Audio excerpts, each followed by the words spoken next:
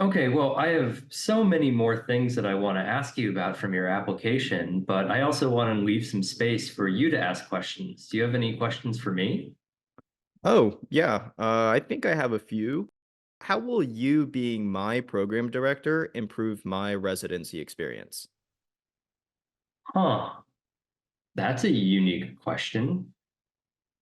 I guess as the PD of this program, I always strive to support my residents throughout their training using my years of experience directing this residency.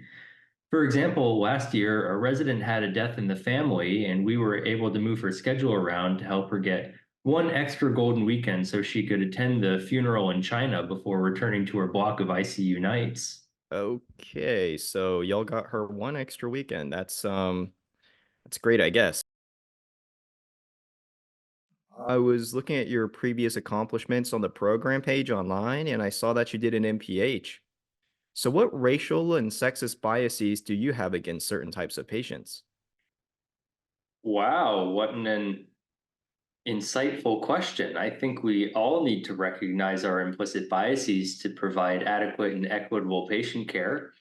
One bias I found during my training was against patients who didn't take their prescriptions, even though they seemingly had the means and time to do so. After years and years of struggling with this bias, I've now realized that internalized mistrust of the medical system can result in many patients being hesitant or unable to take their medications. Okay. So tell me, what is a time when you struggled as a program director? Struggled. I suppose a few years ago, we were trying to implement active learning to our conference program since active learning has become, I guess, a sexy trend in education.